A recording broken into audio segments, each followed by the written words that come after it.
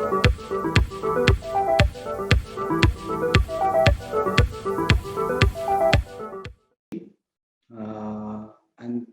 it was great to have such a big August audience to be talking with them. Some of them are good old friends also. Okay, so I represent Edukemy, and Edukemy is basically an edtech platform which is completely built on a digital platform which helps students to prepare for competitive examinations. So our vision, if you in short, is to be the most useful test prep platform where our success rates of students can be much higher than the industry rates. And how we go about it is basically we help in building, our mission is actually to help building alternative careers or careers in government services, and thereby contribute ourselves in the nation building. And what we exactly do is we solve a very unique problem in your test prep journey of what to study and how to study. It's it's a very small thing, but it's got a lot of detailing that we have done across the journey. And how we do it is basically we do a personalization of each and every student at scale. And we also have what we call as a distinguished set of faculties or educators who are kind of delivering quality content across India, right? So people from the comfort of their homes can actually access the best quality. We've also in the process built few patented technology which we have applied for patents on the evaluation models, both on subjective evaluation and also in objective evaluation, right? We also do what we do is what we call is we build. See, we also believe that students faced with a lot of content. Every student, because of YouTube, Google, they are faced with a lot of content. So we work towards in curating the content in such a way that people get reduce their preparation time by at least 30 to 40%, which thereby gives them much more efficiency in preparing. In fact, in the recent UPSC examination that was held about 2 weeks back, a week back, 70% of the questions that came in the final exams were actually taught by educators. So that's almost double the hit rate of the market.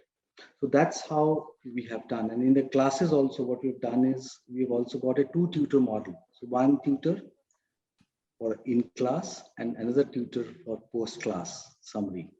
So I think all of this and the faculty, the supply side, the faculty, we have got an ambitious, what I call as a faculty incubation program, which actually trains the tutor to kind of engage people on the platform. So in short, what we do is across the journey of the people, we have built our platform with a mindset of pedagogy first and technology as an enabler. See, technology, as I said, is actually a tool. And if it can be leveraged, you actually get the best out of it. So let me give you an example. For example, most of the platforms in education that have been built are actually technology first, followed by education, content being fitted into that. But what we have done is we have done the reverse of it. We have actually gone back and we have put education first, technology as an enabler to education. So we call that as putting ed back into edtech. So let me give you an example. For example, learning analytics and machine learning. How are we using it? A student, for example, when he goes and prepares for a particular competitive exams, he needs to know where he stands at any point in time. So what we do is, and also we also need to know what kind of learner is he. So using technology tool and our analytics platform, we capture what kind of competency that a student learner has, what kind of learning KPI does he have. For example, learners can be 3-4 types. For example, you can be a hacker, someone who wants to use shortcuts to learn. People who also want to learn in groups. People also want to do a structured way of approaching, right? So we identify that pretty early in advance using our platform.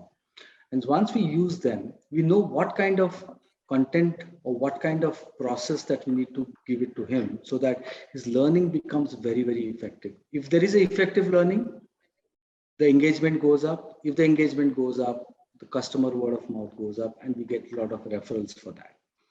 So what we do is we not only analyze his scores, right? We also give him a hyper personalized kind of a feedback, which tells him that what does that score mean? What are the insights of that scores? How does he stand versus his peer group? What is the success gap that he requires to succeed in an exam, right? They are very, very critical for a student to know where is he. Now, he may come for an X exam. He may not be suited for it. We can in a very different way tell him that, hey, you should take a Y exam instead of an X exam. Right? So that's one. Gamification is the next one.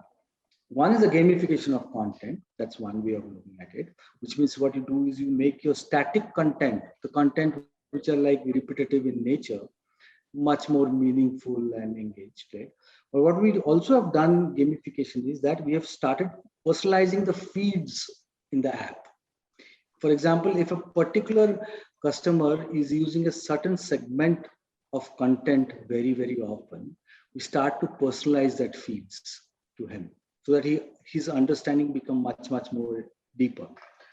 The other thing that is evolving, which we are thinking of, is basically the blockchain, use of blockchain in education. What will that do basically is it will decentralize all your, how do I call it? Decentralize your, for example, or if not decent, so let me put it, basically centralize all your records in the system across the journey. It will also help interaction of the students with the tutors across the world. And also what it can do is it can subsidize the cost of learners from various MOOCs, for example, Coursera, right? So that is where blockchain can be used. Cloud computing is very standard. We use it for all our repository services. And now what we're thinking of is what we call as Web 3.0, which is using AR and VR. We are evaluating use cases, where exactly it can be used. Can it be used in classrooms? Can it be used as a peer-to-peer? So we have a peer-to-peer commune platform, right? So can it be used there so that you get a lifelike experience in a platform? So like, you go to a coaching center, you meet people outside. So can you do the similar thing on a tech platform? So these are the various usages that can happen on a tech platform in education. Wonderful. I think I agree with all my three participants. There's no difference. The lines are now all blurred. It's all now. See, we don't exist if we don't have tech, if we don't have IT or we don't have tech. Entire thing, and we don't have any offline presence, so to say. Everything starting from our content to marketing to acquisition to sales to delivery of courses to scheduling of classes to post-class engagement to peer-to-peer engagement to post-class engagement. Everything is on tech. So we are nothing without tech, for example. But few things that it does help tech. One is that obviously it gets people like us, people, Priyadarshi, Nanu, they're in Bhubaneswar, you are in Delhi, I'm in Bangalore. We're talking live, right? So that's a very simple way of understanding. If technology was not there, we wouldn't have spoken live, right? It's very, very simple. For us, obviously, as I said, technology, for example, we have a commune platform where people do a peer-to-peer engagement, right? There's just on a platform, they get a real life engagement there, right? Security is one example that we do. We use technology to what we call as auto-generate content and questions and answers, right? By using deep search. So those are the kind of use cases that we do on tech. It's got more and more advanced, and with Web 3.0 coming in, with AR and VR getting in, and with relevant use cases, it's going to be even more immersive than what you're seeing today.